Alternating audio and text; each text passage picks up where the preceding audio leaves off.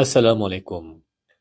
Most divorced Muslim brothers are asking the wrong question. They ask, do I need therapy or brotherhood or coaching? Wrong question. The real problem is this. Many men do not know what they actually need, so they keep applying the wrong medicine and wondering why they still hurt. By the end of this video, you will know exactly which support you need right now and why so many men stay stuck for years, even while trying to move on. I'm speaking directly to you right now as someone whose life changed after divorce. Not theory, but lived experience. I know what it feels like to look fine on the outside, going to work, smiling, praying, handling responsibilities. But inside, your nervous system feels like it is fighting a war. I remember the moment I could no longer pretend. Let me tell you what happened. Less than a year after divorce, I woke up one weekend morning, crying, not emotional, not tearing up, proper crying. The room was quiet. Morning light looked normal, blanket still around me. But inside, I felt broken. Loss, fear, rejection, loneliness. Identity collapsed basically. Everything hit at once. And I remember thinking, a man does not wake up crying after sleep and pretend everything is okay. That moment shook me because sleep is supposed to restore you. But I woke up feeling worse. So I did something many Muslim brothers quietly resist. I searched online, found a divorce therapist, and booked a session. I hid this because I was embarrassed. I didn't know what to expect. Part of my ego still whispered, maybe this means you are weak. I put my trust in Allah and took the step anyway. And that decision taught me something powerful. Therapist is not weakness. Therapy is emotional surgery for wounds that willpower alone cannot fix. And that distinction matters because many men misunderstand the problem and then choose the wrong solution. Here's the truth most of us miss. Therapy, brotherhood, and coaching are not competitors. They are different tools for different wounds. Therapy is for when the past still controls you, meaning you replay conversations. Sleep is broken. You get triggered too easily. Anger feels bigger than the situation. Your ex, in your mind, still controls your emotional weather. Brother, that is not a motivation problem. That may be a nervous system problem. But therapy alone is not enough because healing can still feel lonely. And this is where brotherhood changed something for me. I spoke with a brother who had gone through divorce too. His situation was harder than mine, but he survived it, and that mattered. He listened, no judgment, no fake macho advice, no chaos, just honest conversation. He guided me.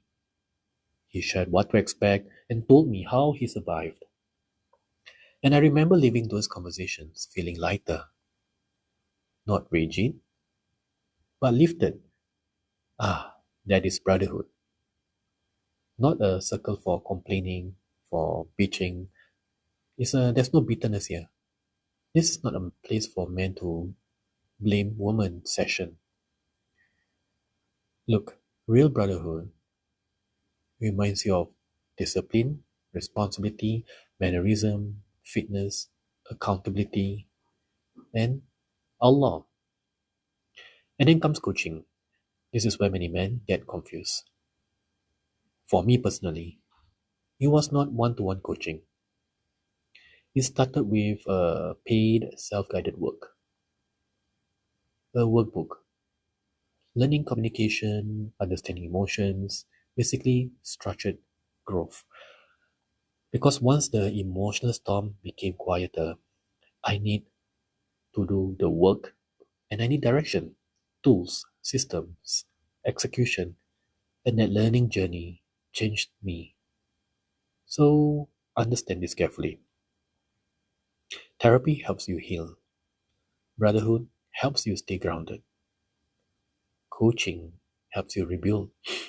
And the order matters. If you are bleeding emotionally, therapy first. If you are functioning but isolated, brotherhood. If you are stable but directionless, I suggest coaching.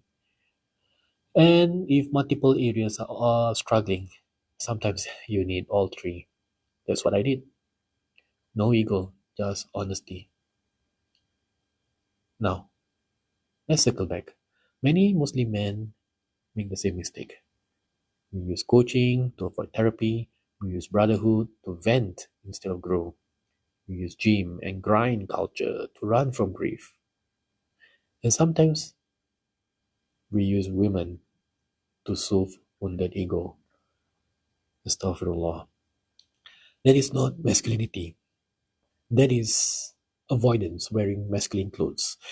And here's the hard truth. I strongly believe most of divorced Muslim men do not suffer mainly because of ego.